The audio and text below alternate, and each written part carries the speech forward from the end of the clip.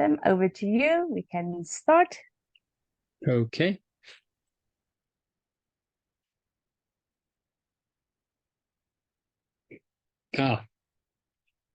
Ladies and gentlemen, forgive my attire, but it's cold here in Johannesburg, so I've had to put some warm jackets and sweaters on to keep out the cold and preserve the heat within me. Facilitated problem solving. This is a very powerful problem solving technique, and we've designed it to help club officers with the kind of problems that they have carrying out their roles. It is based on two other systems, one called nominal group technique, which is focused on one complex problem where there are several various solutions for it, and the Toastmasters round robin technique, which is slightly different. But this one is aimed at many problems. When a group of Toastmasters meets in club officer training, there's going to be many problems that they want answered, and this is set up to handle that situation. It works by gathering all the problems, then adding district's problems to them, not the problems district has, but the problems that district wants discussed by the club officers. Once you've got that list of problems, they are prioritized, and then the group is addressed to the problems, picking the most important problem first and asking the group how they think that could be solved. And I've done this thing many times, and I'm always amazed by the knowledge that is in the group. There's all kinds of solutions coming from all over the group on how these problems are solved. Then those problems, those answers are captured, and then the whole thing is reported, gathered, and then everyone can have some sort of report depending on how it's done, and then they go away with either a Word document or photographs of a flip chart, and I'll show you how that works. The advantages of this is it allows, firstly, people to put together their problems from a fresh perspective. So they're thinking about the problems that they have now, and they list those. They're not interfered with by other people's thoughts or other people's ideas. They just got those problems that they are concerned with. So that's the first thing. It prevents the domination of the session by a single-minded person, a single person who might have a strong personality. It stops that domination, and later on you'll see it allows for cross-fertilization of ideas. So someone will think, oh, I don't have that problem, but it's made me think of another problem, and they can add that to the list. And the product is a list of problems with corresponding answers. So that is the overview of how it all works. But now let's have a look at the detail of what happens with this technique. And what I've done is put together a Word document with what I've just said on the top, and then the sheets that are used in this process. So I'm going to share my screen now.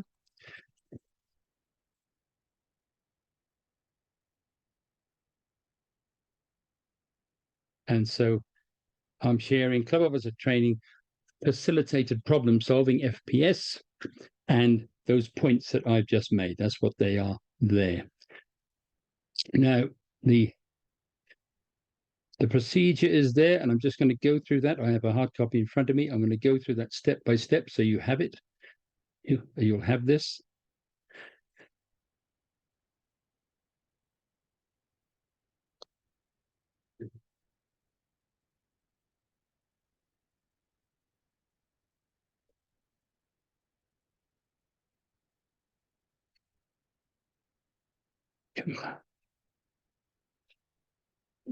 Problem moving my Word document for some reason. Okay, so your team is yourself as facilitator and a scribe who will have this table just like I'm doing it now, and with this table will capture the problems. And the person will go to the front row. So you want people arranged with either a boardroom style or a classroom style. You're standing in front of them, and you have a scribe who's on a laptop with this table in front of them. And so you will say to the first person, you've got a right hand side or the left hand side, what is the, no, sorry, I've missed a step. You say to them, first of all, have you brought a list of problems? I'm going to give you a minute, just a minute, to list the other problems. If you haven't got them, to list your problems, or to add some problems to your list so that you're ready for this session. After just 1 minute, if they don't know what their problems are in 1 minute, then they shouldn't be there. So you go to the right-hand side or the left-hand side, and you say to that person, what is number one problem on your list? And that person will then say something, and you as facilitator will interpret it to make it succinct. And the kind of thing that could be required, that they could have is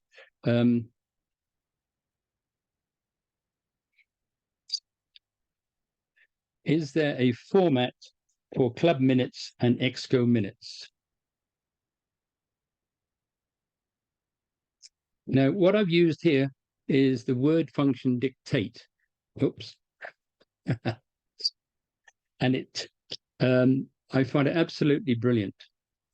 I've used it for years, and the person doesn't need to have typing skills. Ideally, a scribe could have typing skills, in which case you don't need dictate.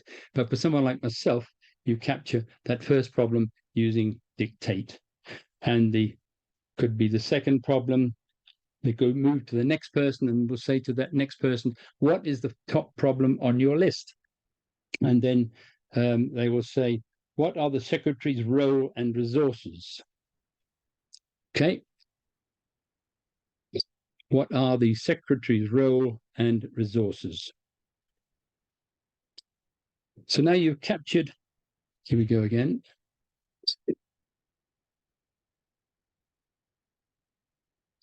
And the secretary and the scribe may have to make a couple of adjustments, like putting capital letters in. You can do that at the end, of course, but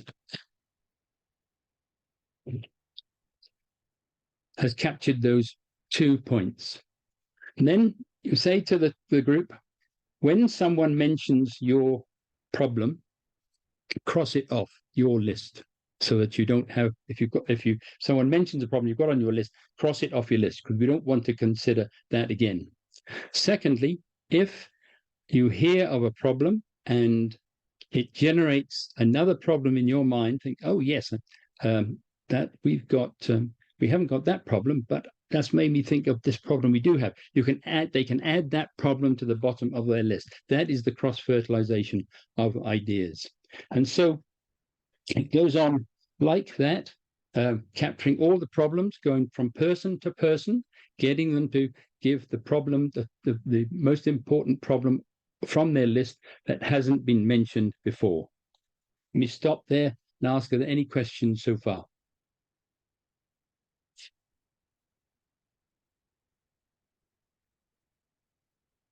Nope, that's good. All good so far, Tim. Super, thank you. The role of the facilitator is obviously interpreting the problem that is said by someone. They might ramble on a bit. They might have difficulty expressing it. Facilitator helps them, gets it into a succinct problem, and then the scribe dictates it into the table. You then go around to every person. What problem do you have? Capture it. Go to the next person. What problem do you have? Just one problem, no more. And then go through everyone that's there and start again with the first person that you started with. And ask them, do you have any more problems? Usually they don't. They're normally everything covered, but sometimes they do. And then you capture it. And then you ask them as a group, are there any more problems? And then you capture those. So you're ending up with a table of all the problems that are in that room. And you say to them, if we answer all of those problems, will that solve everything for you? And usually they'll say, yes, we've got all the problems. And so you'll end up with a table which has got a mass of problems. Like this was secretary we did a couple of years ago. And these are the problems that secretary had. I mentioned those first two. And they had 12 problems, which was quite surprisingly low.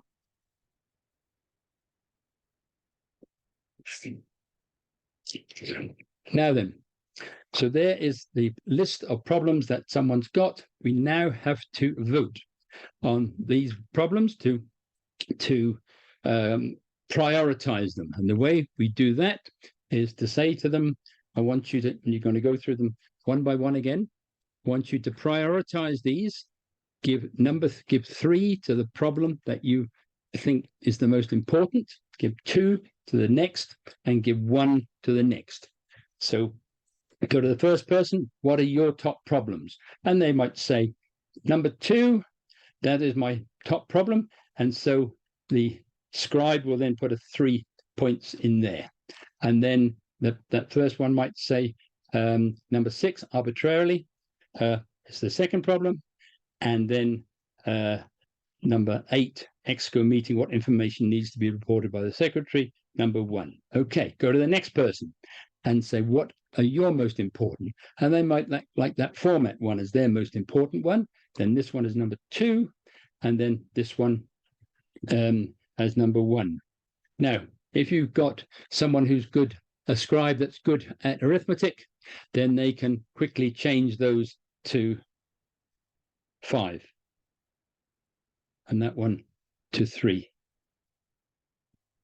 And so you're totaling up the votes for these problems, and you might end up with something that looks like that.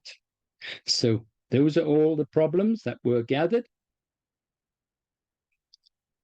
and those are the votes that were achieved, that those problems received for importance. Biggest number, most important problem.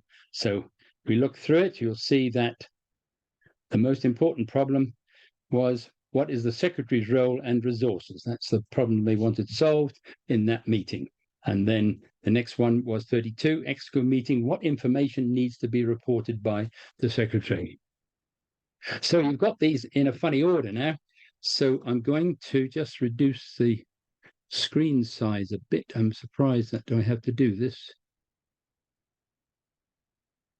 And with the magic of Word, oh, I can't do it.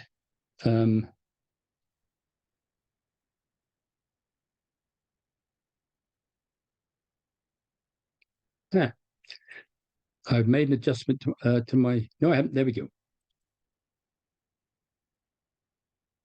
So by selecting all of those things, and this is something the scribe needs to be skilled at, and then going to layout, sort, column 1, you don't want column 1, you want votes. So we select votes, and then descending, okay. And voila, there you have all the problems in priority order. Very handy. So now the problem that you're going to consider first is, what are the secretary's role and resources? Everybody happy so far? Comfortable with that bit of word magic? Good. So that's what you end up with. It's what I've just done. I repeated it simply in case it didn't work. So I thought I'd be there and tell you, well, it should work, and this is what it should look like. But it did work. So we don't need this screen. There are all our problems in priority order. Now we capture solutions. Now everyone's pumped up because their problem has been captured, they've contributed, and now we're not asking them for problems, we're asking them for solutions. And so we said, the first problem is, what are the secretary's role and resources? And engage in a discussion. Look around everyone in the room. See if anyone is passionately wanting to say something. They might be a little bit shy, but so you look like you've got an idea there. and gather all the thoughts, and then usually the problems are simply solved.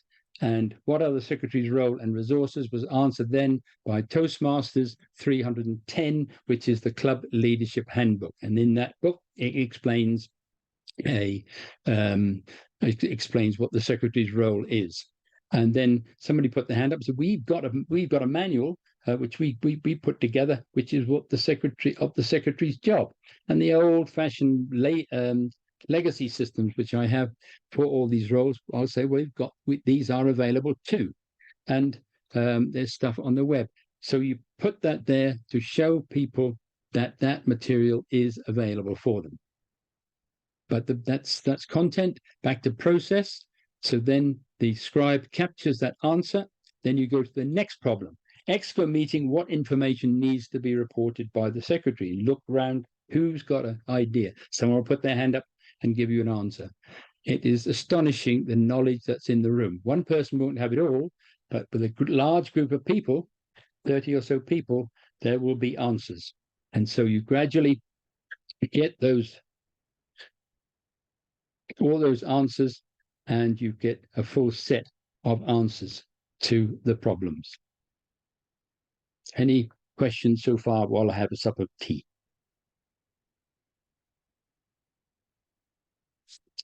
Good. Now then, that's what you do if you've got an online system. You've got people all over the country coming in, and you use a Word document like that, and then that full document with procedure and answers is sent out as the handout for everyone that was attending and anybody else that wants it. So you've captured a record of solutions to those problems and the solutions. Now, this was the traditional way of doing it, using a flip chart. And the way you do it with a flip chart is a bit simpler, but messy. And so you have the same kind of structure. You saw the structure there was the number, the votes, the problem, and the solutions. Here you don't have the solutions. You just have the number, the votes, and the problem. And here you gather the problems in the same way, but you only need that one column for the problems. You don't need the solutions, one for the solutions yet. And so you start capturing the problems. There they are, same as before. What is there a format for? Yes, is there a format for club minutes and exco minutes? What are the secretary's role and resources? Exactly the same as before. Put them down there. So to show we're consistent on this session. And then you do a vote exactly the same way, but you capture the numbers either here, or if you're good, or your scribe is good at arithmetic, you put them in the votes column, the same as before. And I'm going to backstep on that. You don't put the numbers in there, you put them in there and try and do a running total. You can put them in there. I put them in with a small felt tip pen. I didn't explain that. Obviously, the flip chart, you're using felt tip pens to capture things, and you can put the votes in there, and then put the total in there at the end. Then you have to show what the which is the most important problem, and that number 36, that one with 36 votes. What are the secretary's role and resources with the number one problem? So you put a great big number 1 in there, and a great big number 2 in there, and a great big number 3 in there. And the same with all of the problems. You give the voting so that you've got a prioritized list in which to go through. Then you have the capture solutions. And this time you take the number 1 problem and write it to the top of your flip chart. What are the secretary's role and resources? And then have your discussion, conclude on what the solution to that is, and then put that solution into the line underneath, indented. I tried to indent it, but it didn't work with the Toastmaster. That should be indented. Nope, not working. That's odd. Okay, so so that it's indented so you can see it's the solution to the question, which was, what are the secretary's role and resources? And there's the answer. And so you go through, when you're comfortable with that priority 1 question, then you move on to the next question, which was ExCo meeting, what information needs to be reported by the secretary? Anybody got solutions to that? Draw them out from the people and then capture them there underneath that heading. And so the scribe on number 2 priority question has been answered. Then the scribe will go and put the priority 3 question into there and start discussion on that. And that, ladies and gentlemen, is facilitated problem solving. Oh, no, I forgot something which is in the notes. And that is, so what do you do with all these flip charts? Well, as usual, you paper the wall with them. So you have a list of all the problems, first of all, and then you have the answers. You'll probably get 3 or 4 flip charts pasted to the wall. And so now they're all captured. They're all on the wall. They have to be captured. And so you form a queue, starting at the problem list, and get everyone to bring their cameras and take a picture of each flip chart. And you just move through them, click, click, click, as people take pictures of the various flip charts, so they've got a record of them. Of course, if you're really keen, you can obviously get them all typed up and sent out. That's another way of doing it. That's it. Ladies and gentlemen, any questions?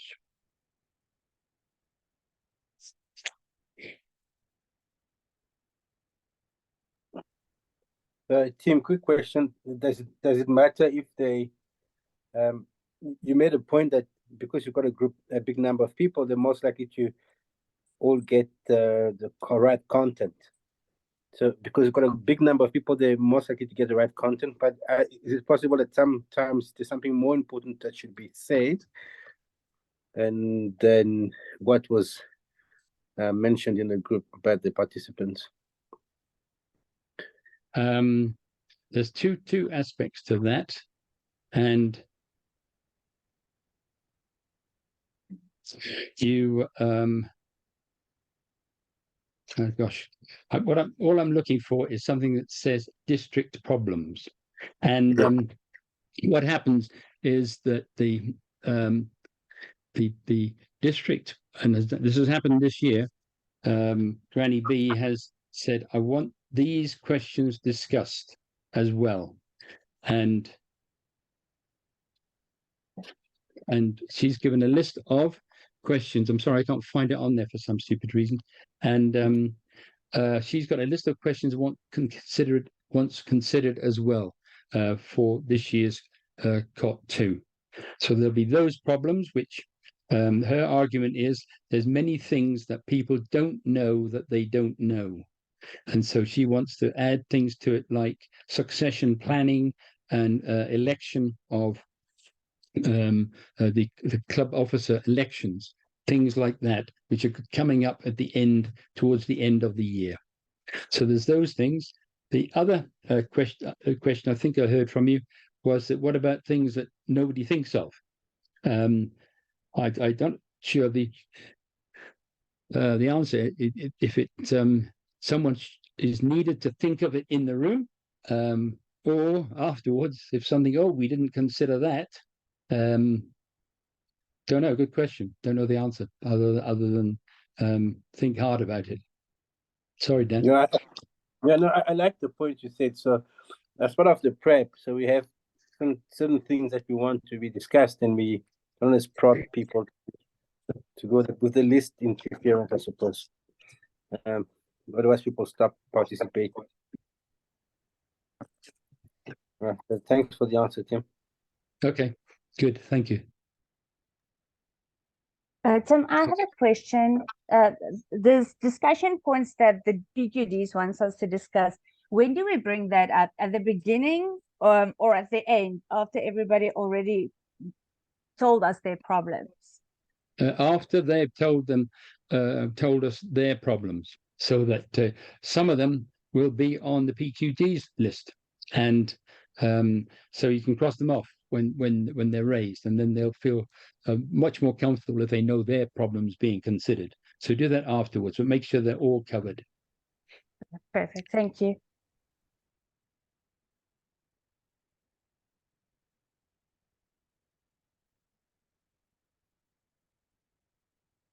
All right. Any more questions?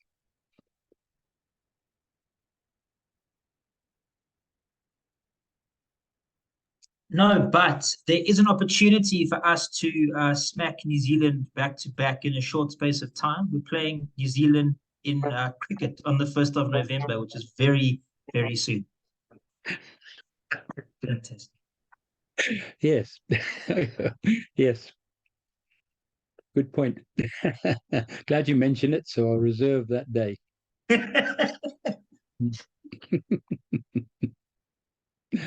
Okay. Well, ladies and gentlemen, thank you for your attention. I hope that was useful for you, and good luck with your training. Thank you. Thank you so much, Tim. If there's no one else who has any other questions, I would just like to thank Tim for giving us his time, and on behalf of TLI, thank you so much for attending our training tonight, and we will have the recording made available to everyone. Great. Thanks, Tim. Have a great Thanks very evening. much. That was really informative. Thank you, Tim. Thanks, Lynette. Bye. Thank you. Well, Bye. Thank you, Tim. Thank you. Goodbye. Thank you. Bye-bye. Bye. Bye.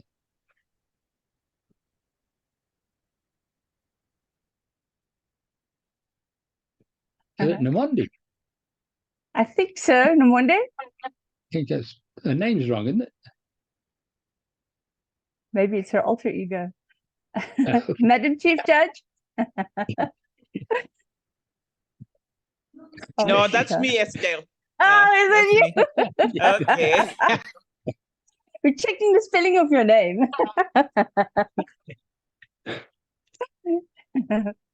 Thank you for attending, Namonde. I will ask Future to just send you, because I noticed you came in a bit late. I will ask Future to just send you the recording. Okay.